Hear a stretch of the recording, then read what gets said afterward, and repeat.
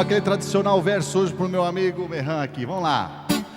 Hoje sentimos honrados com a ilustre presença do colega Merran, que é iraniano de nascença, mas adotou o Brasil para fixar sua residência.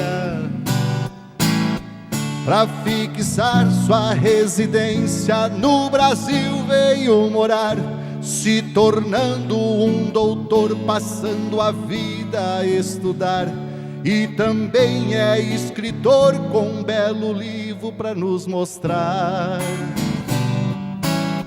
Com um belo livro a mostrar, ele veio de Teherã, terra muito equidistante, deixou para trás irmão e irmã, e também pai e mãe que naquela época ficaram no Irã. Que ficaram no Irã, da saudade eu lhe digo, mas aqui buscou morada, em Rio do Sul ele tem vivido. Aqui conheceu Adriana e dela se tornou marido. Que beleza! Agora sim, agora vou aplaudir. Ô, legal! Esses versinhos sempre... Pena que no último programa o Baby estava com sua voz em uma taquara rachada, ele tocou muito. E o Ezra Ricardo, da Motocar, da Intelecto, esteve aqui. E claro que na edição o Baby entrou. Mas o Baby não estava aqui para fazer esse versinho maravilhoso que o Baby sempre queria. É verdade. Isso mexe com o ego das pessoas, porque você tem a sensibilidade da criatividade, isso é uma coisa boa, né? Merran, ô estimado, aqui ó, estimado, vamos dar um closezinho aqui ó, para quem está chegando agora. Estamos falando desse livro aqui ó, da Rota para a Liberdade, escrito pelo nosso estimado Merran, que é professor da nossa universidade, doutor em administração de empresas, e você também já é cidadão sul-sulense, né? Exatamente. Você já recebeu o título, né, estimado? Recebi o título. Eu lembrei muito agora orgulho, aqui, agora caiu a ficha. Você já é cidadão sul-sulense. Realmente tem muitas figuras que talvez ainda não receberam e que mereciam. Mas você realmente, eu acho que veio num bom momento, porque pelo tempo que você está aqui, pela trajetória dentro da nossa universidade, você realmente é um cidadão de respeito. E nós temos esse maior carinho e respeito por você. Ô, estimado, desses últimos 10 minutos aí, desse programa, que infelizmente passa tudo muito rápido, queria que você detalhasse a fuga, o sofrimento, andar de camelo, a pouca comida, como é que se escondiam, a chegada no Afeganistão, para depois na cidade de Quetta e depois chegar no Brasil. Enfim, como é que você veio parar no Brasil? Lá no final, quero que você dê certas contas para nós. Na realidade, quando eu aí comuniquei meus pais, então aí a gente fez contato com esses guias, esses, digamos, contatos que faziam todo o processo. São tipo um despachante assim, vamos dizer? Isso, várias pessoas, mas só informal, não é formal, ninguém conhece. É um negócio escondido. Exatamente. Não é legalizado. Não. Então, cada um fazia contato e subia. Então, a gente fez contato no Teherã com eles, aí pegamos o ônibus no terminal rodoviária e fomos até a cidade próximo à fronteira, chamada Mashhad. Aí, nessa cidade, a gente fez contato com outro, aí pegamos o ônibus e uma cidade do fronteira, que era Zabol. E essa cidade, a gente já ficou numa vilarejo lá, escondido, até chegaram os guias. E esses guias com camelo levaram nós até no meio do deserto. No deserto? Vocês com o camelo andaram no deserto? Isso. Comeram poeira, aquela coisa toda? Isso levou quase 20 e poucas horas até chegar no fronteiro do Irã e Afeganistão, atravessando a fronteira, e nós ficamos lá. Paramos lá e eles falaram, nós viemos daqui a pouco buscar vocês. Fiquem aqui, descansem, então, descansar onde? No meio do deserto, assim. Mas a gente tinha cobertor e coisa, botávamos no chão e começamos a dormir, ainda era um pouco, digamos, ainda não tinha clareado ainda o dia. E aí foi aquele esperando horas, como diz, 2, 3 horas, ficou 10, 15 horas e esses não vieram. Os guias não vinham? Não vinham. Daqui a pouco apareceu um jipe lá e vieram 2 e aí conversaram, bom, podemos ir, mas pelo valor que vocês pagaram, não compensa. Acho que a gente pensou largar vocês aqui mesmo. Meu Deus. Claro, isso tudo era uma pressão psicológica Sem que eles botar mais faziam dinheiro. para botar mais dinheiro, soltar mais dinheiro. E a gente combinou, não, a gente paga a diferença, pelo amor de Deus. E um desses que estava com a gente era casado, tinha filho, tudo, e os filhos estavam no Irã, porque depois iam no outro viagem. Buscar. Não, eles, porque na realidade a esposa era muçulmana, então Muçulmanos. ela podia viajar legalmente. E aí nós fomos com eles, continuamos até outro vilarejo, lá jantamos e tal, acertamos, pagamos dinheiro, tudo e continuamos a viagem. Então algumas partes ainda com esse jipe. Com esse jipe. O camelo já ficou para trás. O camelo ficou. Então, esse jipe também, assim, era um caminhonete, que a gente ficou, 2, 3 ficaram na caçamba com malas e coisas, 2 ficaram na frente. De vez em quando a gente trocava. E comendo poeira, né? Então, alguma parte a gente parava, eles tinham pão, assim, pão seco, esses pão de interior, feito no Irã mesmo, com farinha integral. Não, hoje é chique comer pão com farinha integral. Hoje é chique. Naquela época não era chique não, quebrava dente. Então a gente comia aquele pão com água que eles guardavam no bombona de gasolina ainda. Com o cheiro da gasolina, do combustível Cheiro de ainda. gasolina, a boca ficava tudo vermelho de tanto... E esse era o único que tinha. De vez em quando a gente parava, fazia um chá, um fogo E aí lá. vocês chegaram no Afeganistão. Aí dentro de Afeganistão. Você já estava no Afeganistão, Isso, então. aí a gente estava livre dos guardas de fronteira do Irã. Então, E como é que é o Afeganistão naquela época? Como é que era? Assim, nós não entramos na cidade de Cabul, né? Cabul, que é a cidade mais civilizada do Afeganistão. A gente fazia isso pelo deserto. Mas naquela época o Afeganistão estava em guerra com Rússia, não? Digamos, a antiga União Soviética. União Soviética. A antiga União Soviética. Isso, então e podia correr risco. A gente já encontrou vários destroços de caminhões, de tanques de guerra e tal, no caminho. E aí a gente cortava isso por fora, né? Pelas montanhas. Pelas montanhas? Isso. E aí tinha parte que a gente, nas areias, tinha que ir a pé, porque o caminhonete não... Quantos dias deu essa fuga toda, estimado? 6 dias. 6 dias? 6 dias para nós chegar nessa cidade chamada Quetta. Quetta, que é aqui, que está aqui. A cidade... Por que você botou aqui como último capítulo a cidade de Quetta? Por quê? Porque essa cidade foi justamente, digamos, o ponto de partida. Ali abriu para o mundo, assim, vamos dizer assim. Exatamente. Aí nós chegamos, fomos para um hotel, tomar banho, depois 6 dias comer uma comida decente e no dia seguinte ir lá no comissariado de Nações Unidas e dizer, nós queremos ser refugiados. Vocês tinham que pedir para ser refugiados. Exatamente. Então aí por quê? Por causa dessa razão, porque somos barrais, fugimos, estamos perseguidos, então eles já sabiam do que a gente passava no Irã, né?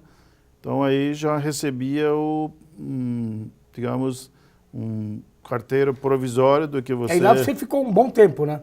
Nessa cidade eu fiquei 1 semana, porque não podia ficar. Mas no Afeganistão você ficou bastante... Sim, no Paquistão. No Paquistão? No Paquistão eu fiquei em torno de 2 anos. 2 anos? 2 anos. Trabalhando? Não podia trabalhar. E estudar? Não, estudar assim, era o quê? Fazia o que lá? 2 anos fazendo o quê? Pois é, vamos para em torno de 1000 e poucos barrais que tinham fugido, que eram refugiados.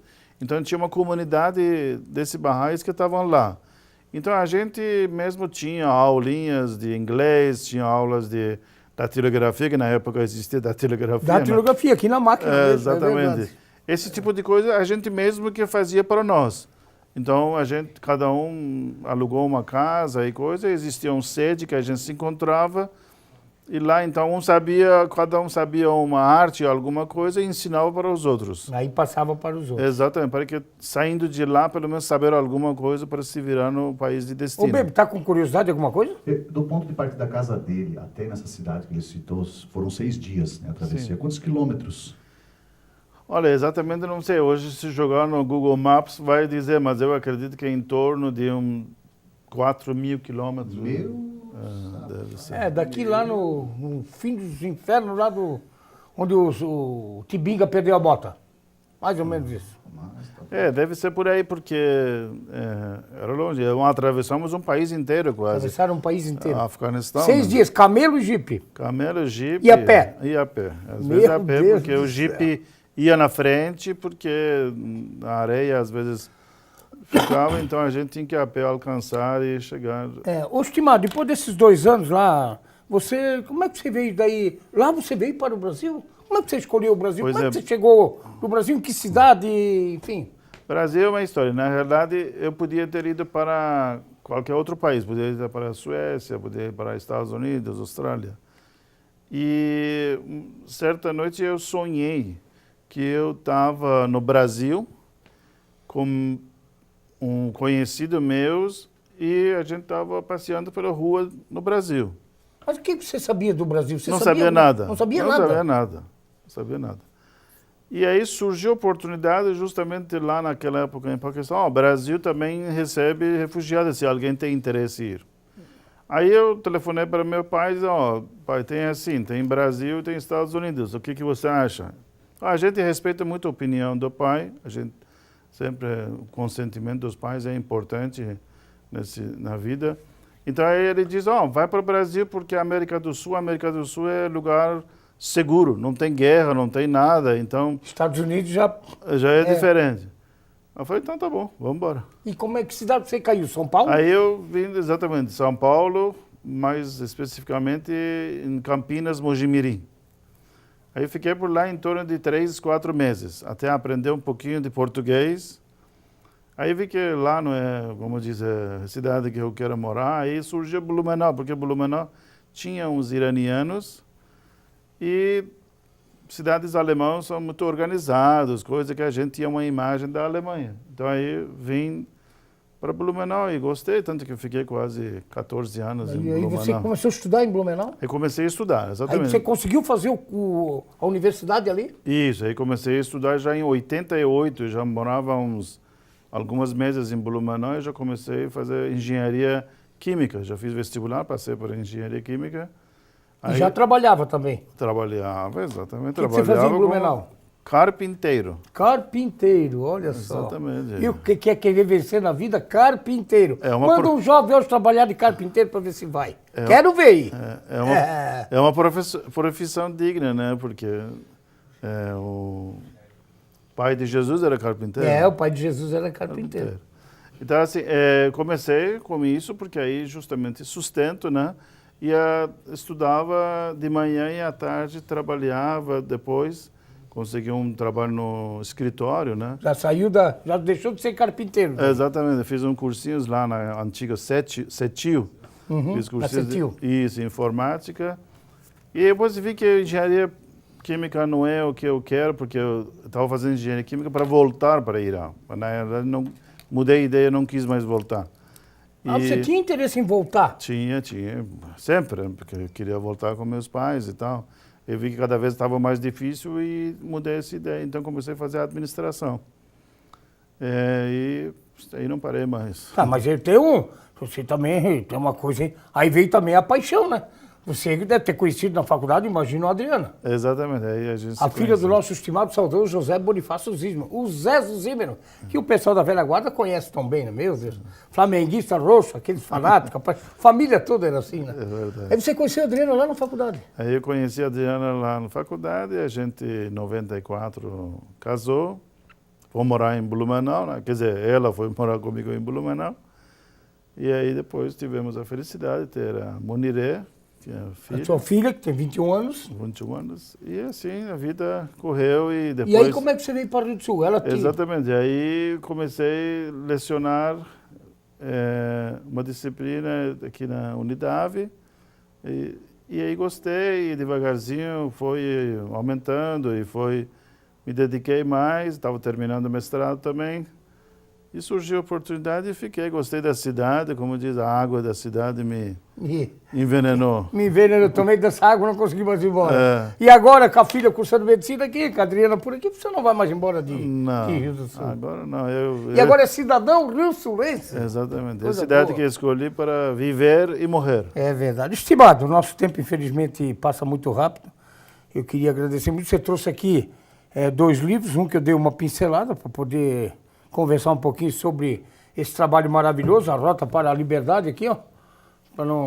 E esse outro livro aqui, você trouxe mais um para o músico. Você dizia, Neri, esse estimado canta muito, ele é diferenciado. Muito então bom. eu queria que você pode... Aqui, ó, pega a canetinha, faz um autógrafo para o estimado, e eu, para não ficar com inveja, você tem que botar um autógrafo aqui também, porque eu sou aquele homem que fica com muita inveja. Agradecido. Antes de... Vai lá, Antes baby. de finalizar, Neri, eu vou pedir pro Merran fazer uma saudação final na língua nativa dele. Eu acho que seria interessante, depois ele traduz, evidentemente, para a gente, né? Mas que ele dê um bem tchau, lembrado. né? Bem lembrado, eu baby. acho que a língua do Irã, eu não sei, é iraniano que se fala lá? Farsi. Farsi, olha só. Então deixa ela acabar o autógrafo, faz aqui o autógrafo, estimado, rapidinho, para fazer esse pedido, atender o pedido do nosso estimado bebê. Nosso estimado bebê, o estimado. Sim. Bebê, ó, isso aqui ele vai te entregar, não, ele vai te entregar aí, para. Quero ver o que ele botou aqui, para não ficar com ciúme. Para o estimado baby, abraços, Merran, o Neri que fique para segundo plano. Já fiquei para trás, já já fiquei de escanteio. Pô, estimado, obrigado. Pode entregar lá para o estimado, depois você vai fazer atender esse pedido do baby. Bem, estimado, o baby te pediu aí para fazer antes de você encerrar e falar enfim, encerrar com a língua iraniana, a presença aqui na Boca, Rio do Sul, família, você tem família maravilhosa aqui. O Deus é um só, então eu tenho aqui a água benta, e todo convidado, e a nossa equipe, a RBA e o nosso telespectador, se me permitir, a gente sempre gosta de fazer o sinal da cruz e jogar essa água benta para que nos proteja, e principalmente a você, que é inteligente, tem muita serenidade, tem capacidade, mostrou isso, doutor em administração de empresas, doutor. Tem muita gente que usa o DR que não tem o doutorado, vamos deixar bem claro. Merran tem doutorado, baby, na área de administração de empresas. E que você realmente tenha muita saúde e possa ficar no nosso meio por muitos e muitos anos. E muito obrigado por ter aceito o nosso convite e ter vindo aqui no programa da Boca de Povo depois de 15 anos. Eu agradeço o convite, é uma honra poder participar e compartilhar essa história com você e com teus telespectadores. E também que você falasse onde é que adquire o livro, né? Que é exatamente. Muito importante. Aqui está na livraria de Unidade. Da Unidade. E também pela internet, em outros americanos, Submarinos, Saraiva. Eles vendem. Tá lá. O livro é de uma leitura muito fácil, muito fácil. Olha, isso aqui dá gosto. Você vai ver uma história de alguém que venceu na vida um sofrimento, mas que teve a percepção de buscar o conhecimento. Eu vou para o mundo para buscar o conhecimento que eu quero estudar. Preciso ter nível superior, senão eu não vou ser nada na vida. Olha só, coisa linda. Vamos fazer lá as suas menções na língua iraniana que o baby pediu para você. Afinal, nós somos cidadãos do mundo, né? É o mundo que é o nosso país. Não existe fronteiras, não existe divisões, não existe cores e raças. Cada um tem sua beleza e sua contribuição para esse mundo, né? Mas o que eu queria falar não sei o que dizer. Foi muito bom estarmos aqui hoje. Na língua iraniana. خیلی متشکرم از اینکه دعوت کردین در این برنامه شرکت کنم. O que quer dizer isso? Muito obrigado que vocês me convidaram para participar nesse programa. Oh, show de bola.